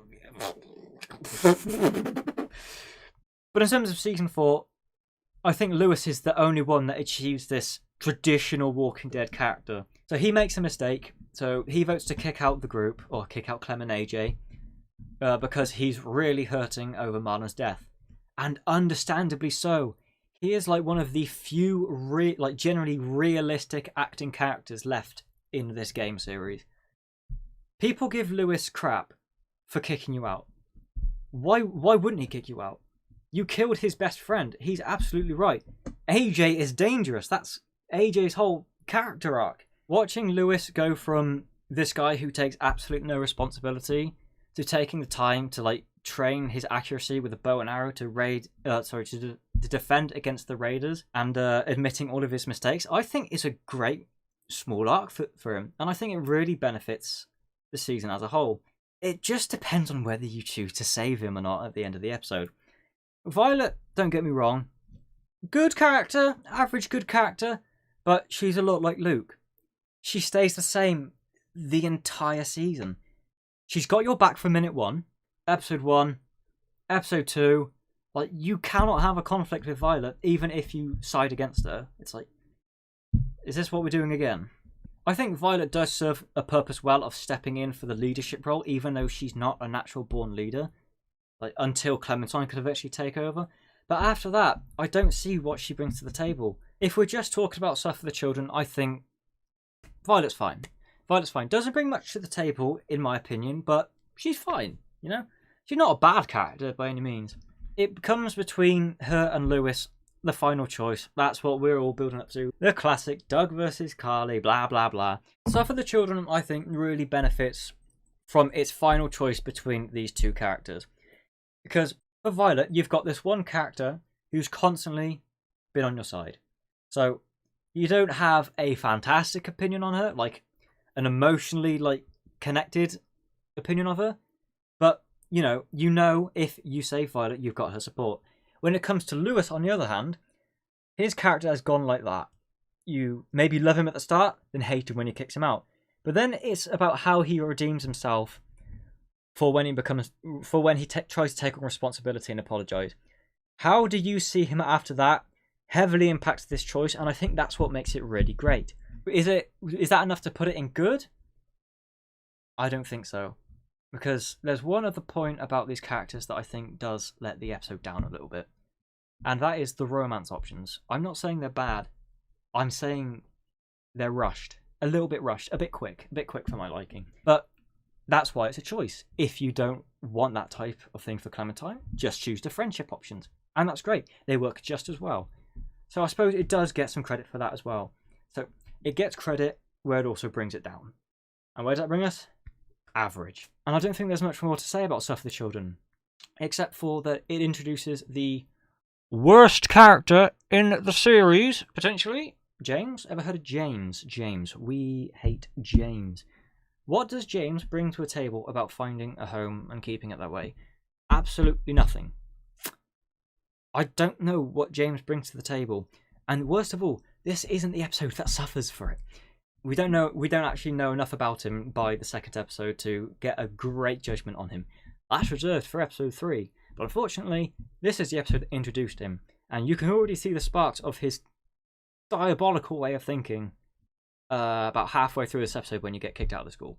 So while we're on that note, I think we'll go straight to Broken Toys, where, honestly, I think it's good. I think Broken Toys is a good episode. It starts off fantastic, interrogating Abel, thrilling, bit different. We've never had an interrogation scene like this before, I don't think, unless you count the Michonne series, which we'll get onto in just a bit. Broken Toys suffers from the same old, but finishes with absolute class. If you take out the part between the interrogation scene and the bit just before you start attacking the boat, you take that out, near perfect episode. Seriously, near perfect episode. Everything in between, snooze fest. I'm actually getting tired just thinking about it. I understand that it's got to build up to this finale of attacking the boat, but you couldn't have done it in a. You could have at least done it in a bit more exciting fashion than that. Where it does get props for, utilising the choice between Violet and Lewis. They come with you on the adventure to scout the boat. You get different opinions from them, get a couple different ideas. They act differently to the situation, which is pretty interesting to see. A little bit of replay value in there. That's always nice. But then comes James. That barn scene, one of the worst scenes in the entire game. I don't care. That barn scene contributes nothing to this series, nothing to the story, and nothing that affects the outcome in any way, shape, or form. Yet we have to stay there for like 10 to 15 minutes, walking through a barn, full of zombies. That what we've done 3 times now in the series. For what? To push a wind chime to say, oh, zombies react to sound. You didn't think we knew that, James? Unfortunately, I do think this is where Broken Toys becomes very lackluster. This entire middle part of the episode feels very slow, nothing exciting. You would have thought an interaction with James, who is a unique character, as bad as he is unique. You would have thought it would be an interesting experience. It is not. Before that, you have more of the janky combat. I kind of still like the idea of the combat fight, having to fight for yourself. You do get a slightly interesting outlook depending on how you want to play. You can follow James's request to not kill any zombies, or to at least spare a few of them, which makes that section a lot more difficult. But it does mix things up. If you want to respect him, you can. If you don't, you can use your traditional values and your correct values of killing zombies because they're not human. Come on. But anyway, yeah, that's the middle section of Broken Toys. Unfortunately, very lackluster for me. But where it really shines, I think, I didn't even mention the Hootenanny. We can forget about the Hootenanny. I don't care about the Hootenanny. You kind of do want to skip it. It's a nice moment, I suppose. It's a nice kind of bonding experience with the cast. But it doesn't do much. If you don't care about the cast at all, like I minimally cared about the other characters bar Lewis, who I say. I'm not a huge fan of that middle section, but I am a huge fan of the boat raid. The boat raid is where it really shines, where we have to storm Lily from Season 1's boat and her gang, the Delta. The Delta aren't interesting in the slightest, right? Lily is your stereotypical villain at this point, but that doesn't take away from what actually happens to Minerva. She's brainwashed, has family with us, wants to help the family, wants to help the brainwashing. Who she's gonna pick, it's exciting. What's she gonna do? Nobody knows because her head is in 2 minds and we can't pick for her. Getting captured was a good twist. I like the whole idea of having to escape, and it becomes really intense after a little bit after Lily shows up, and I think you get the parable of the twin sections. That, I think, I was so gripped the first episode. The first time I played this, I thought the parable of the twin section was one of the most immersive sections in this game so far. Oh, for me, definitely. The entire sequence of sneaking onto the boat and having to save your friends, I thought was immersive as it is. But I was really getting into the story of the parable of the twins, where it starts to zoom in on Minerva, goes back to Lily, shows Clementine's reaction, shows Violet or Lewis's reaction to hearing they killed her sister. I was like, it's all going off in these cells. And then the pace is up. We're getting back into the action. We've got to go save AJ from Lily at the top. And before I get past this, one part that does really hurt the series or the game about this scene, if you chose to not save Violet, Violet does a complete 180 and hates you. Absolutely hates you if you did not save her. When you come to pick her up, she attacks you. Like, would Violet really do that? I suppose so. I suppose that is a character, but really? If you don't save Lewis, he will hug you, greet you every single time, forcing a smile, despite the fact that he got his tongue cut out. And Lewis having his tongue cut out was one of the best twists, I think, in this game. Despite the fact I didn't get to experience this firsthand because I saved Lewis, but for the people who chose to save Violet, and for the people who experienced this for the first time, when I watched it back, I was in shock. I was in general shock to see that this guy got his tongue cut out, because that basically cuts his entire character in half. His whole idea is that he's the goofy guy. He likes to sing. We've seen him sing. He loves to play his piano. He likes to crack a joke every now and then. He's a really outgoing person. With this tongue being cut out, it's a really traumatizing scene. You can where the blood drips out of his mouth as he tries to force that smile, and he literally cannot talk to you. He kind of does that muffled voice. Oh my god, gripping! Such a gripping scene. I love the fact that I hate it because I like Lewis, but I love it. But moving on from that, we have Save Lily, Spare Lily. It's not about Lily, it's about AJ. It's another fork in a character's development where in season 1 we had Lily or Kenny.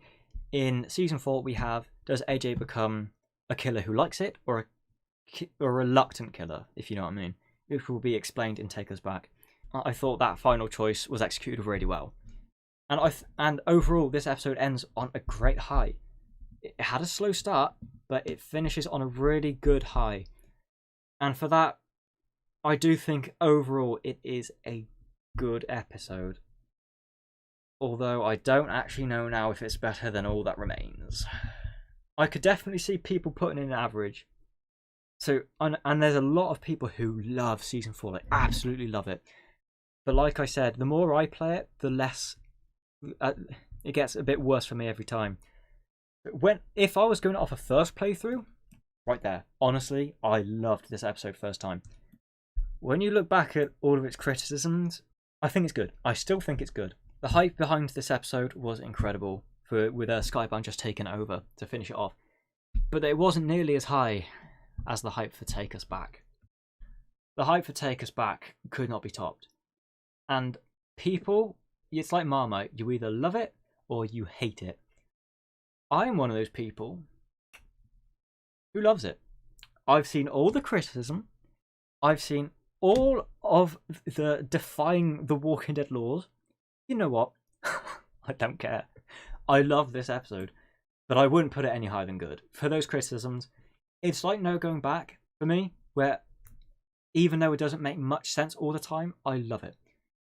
The problem is, the difference between those two episodes is No Going Back sticks to its rules, Take Us Back doesn't.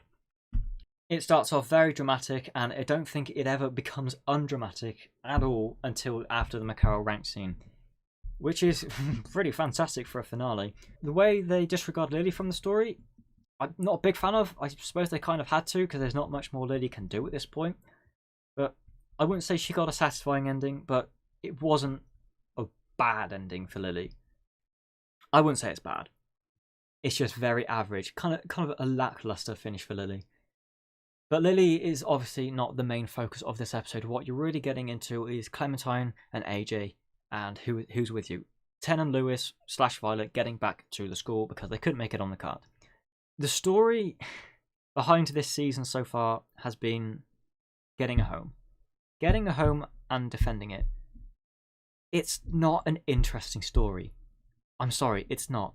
Why I like Take Us Back so much, despite all of its flaws, is because this has some of the traditional Walking Dead emotional storytelling. Even if it doesn't pay off in the end 100% for everybody, I like that it takes that chance. I like that it kind of goes back to its roots in that sense. The cave scene, such a bore to begin with, but at the end of it, AJ's development becomes an all-time high, I suppose. Choosing whether to trust him or to not trust him. This is it's definitely the choice with the biggest impact on his character, but it is one of the most impactful choices in the entire series. Yes or no? Yes or no? You've gone through this entire season, right, of finding out that AJ pretty much disregards all of the values of the old world in regards to killing, like murder and all that. So when you get to this point where AJ asks you, do you trust me to kill people, essentially?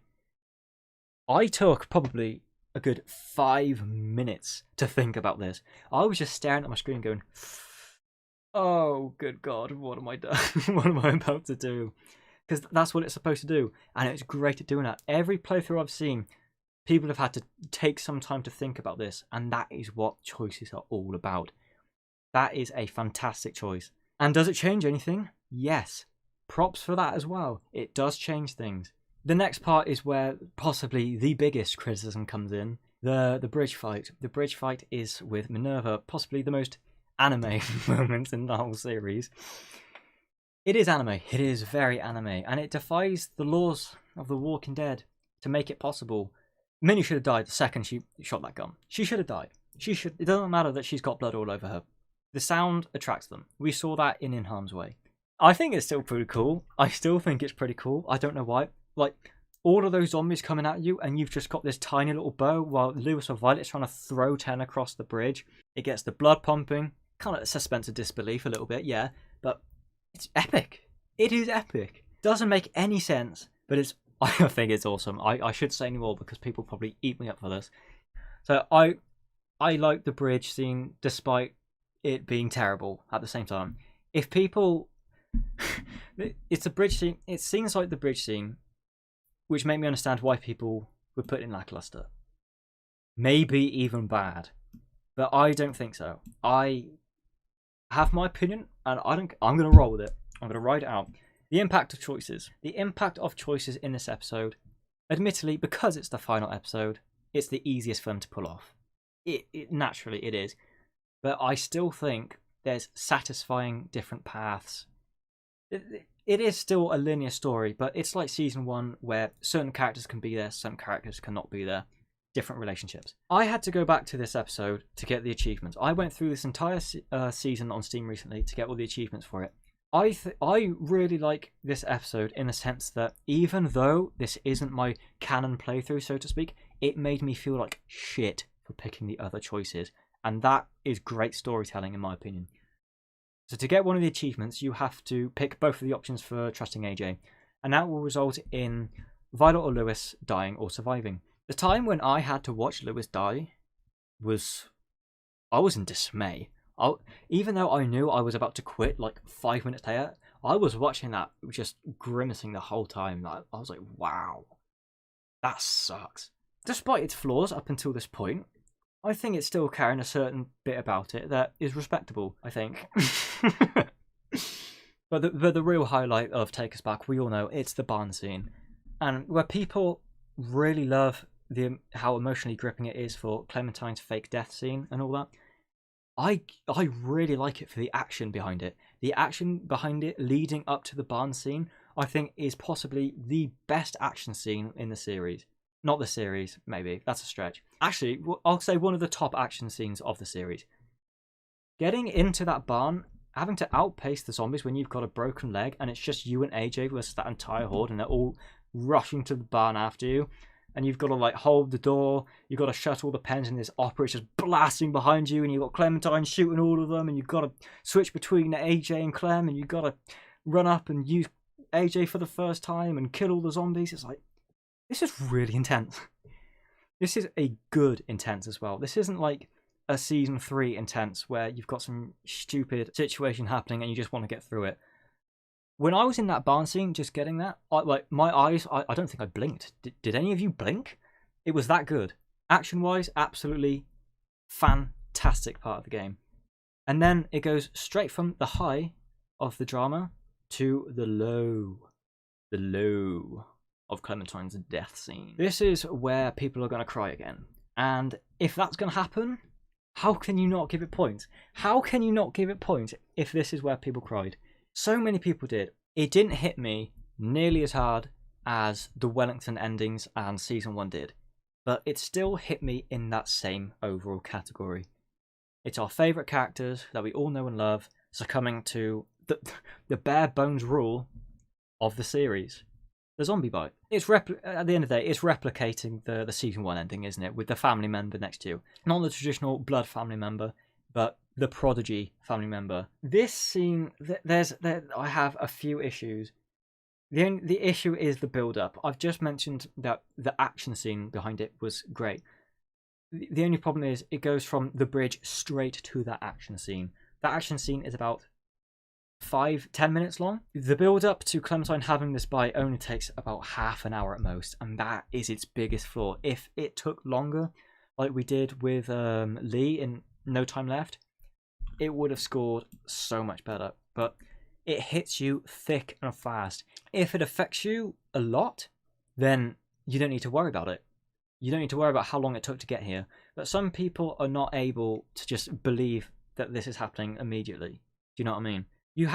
Sometimes you have to earn the emotional value. For some people, it worked. For me, yeah, I think it did. But for others, you have to work a little bit more for that. So that's where I can see people putting it down a lot. But it worked for me, so that's why I think Take Us Back is still a good episode. But we haven't even finished it yet. We have another big criticism, and then the ending, which some people criticize as well. But I don't care about the criticism because I still like it. The flashback. People say it's out of place. Maybe actually. Yeah. No, overall, I liked where it was placed straight after Clementine's supposed death scene. I thought it was like a kind of final you get to play as a kind of thing. I thought it was quite nice. And it has aged tremendously well. It has aged so well. Because maybe not in the sense of just playing the games. But if you look at the comic, this is where we bring the lovely, lovely comic series into the fold. The comic series, we all know, has ruined Clementine's character, so to speak, and how she's not happy. She says that she'll never leave AJ, etc., etc. In this flashback, we have the opposite of everything that happens in the comic, and it is fantastic. People give it a lot of shit, but go back to the part where Clementine and AJ are in the car and she puts her hand on the wheel. He puts his hand on hers, and it's like, oh my god. And then she has to decide where to go, and then she says, I'll never leave you again. It'll hit so much different after reading that comic, I can guarantee you. I don't know if it would change your opinion on the episode as a whole, because maybe it's just lowering our standards a little bit. But I think that flashback has aged tremendously in the sense that this episode is telling a story we want to see, whereas the comic isn't.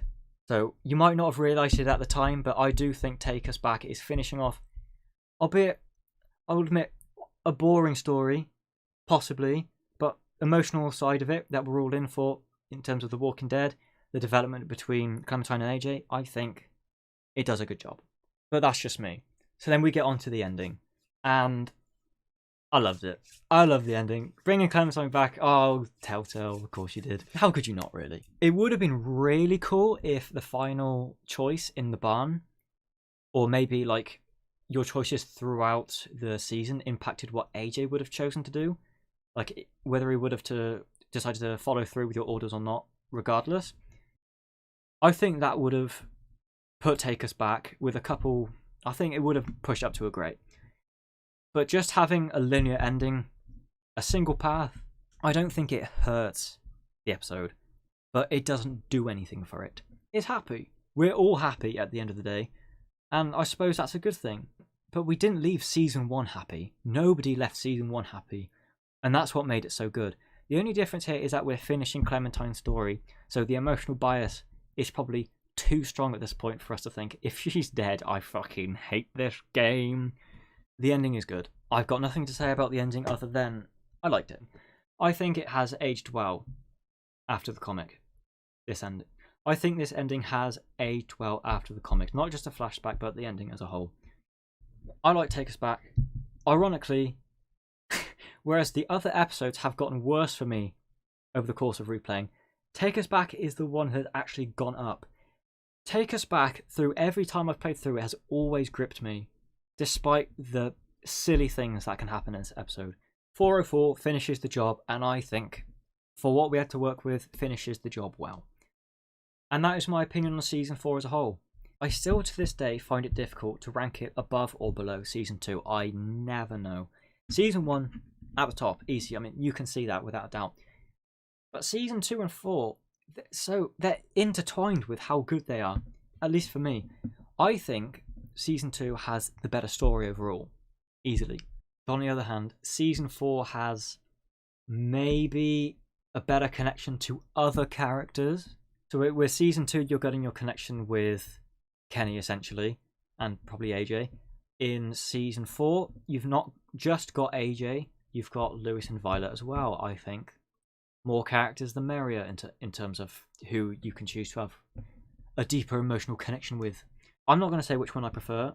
At the moment, it's probably Season 2. But so far, that is my tier list for the main games. That is, I think, final. So we move on to Michonne. We can get Michonne out of the way. We can include Michonne because it is part of the definitive series. And to be honest, Michonne was not that bad.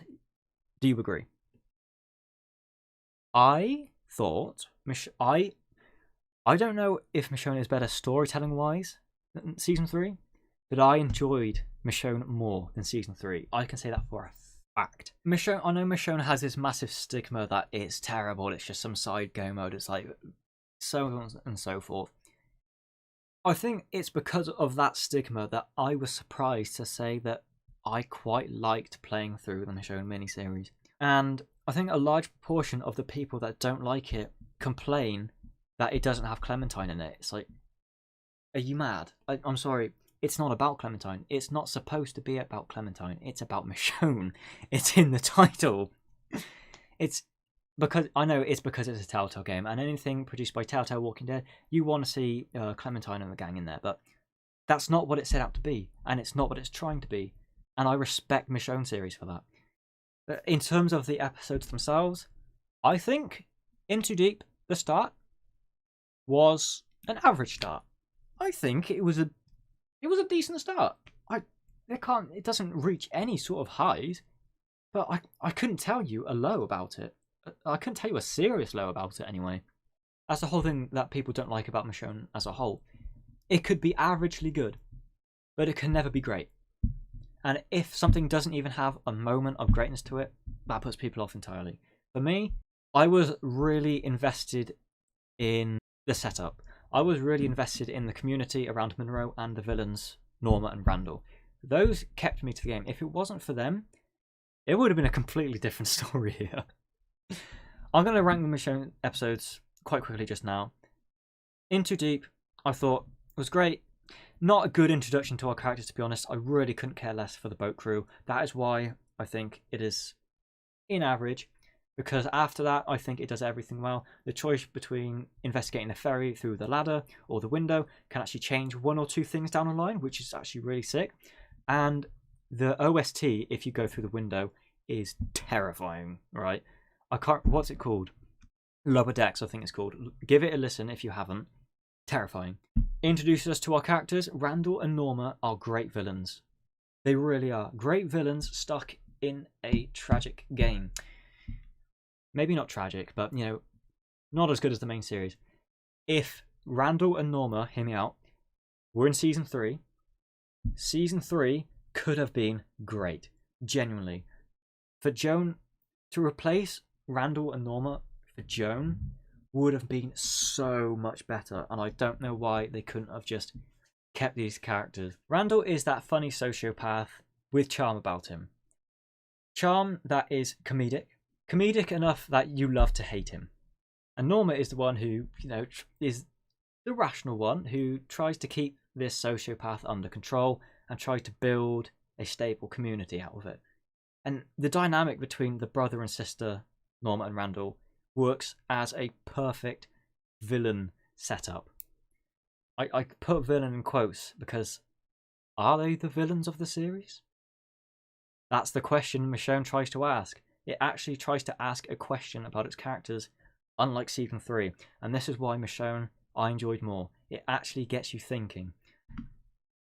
Even if you're not thinking much, even if it's just a form of guilt, that's still some form of thinking that you don't get in Season 3. So when we move on to Give No Shelter, fantastic start.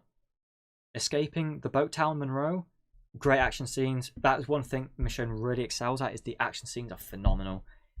It has a really good start. The only problem, I'm going to say it again, drags along. Michonne series drags along. Between the first and the last quarter of this episode, the literal middle of this episode is so boring. So incredibly boring. And that is such a shame, because the start is great and the ending is even better. Where Randall discovers where the house is and you have to fight him, one, great action scene again, and two, the interrogation scene I think is the highlight of the Michonne series. The interrogation scene is as near perfect is as near perfect as the Michonne series is going to get. The only problem is that it's stuck in this episode with such a bore in the middle. So for that reason, again, probably average. I did enjoy it. The last section, the last third, really made up for it. And as much as John's death is hilarious, we just opens the gate and Randall just says, "Peekaboo," and he's gone. It's fantastic. It's a stupid death. It does take some points off it, but after that, the interrogation with Randall, phenomenal.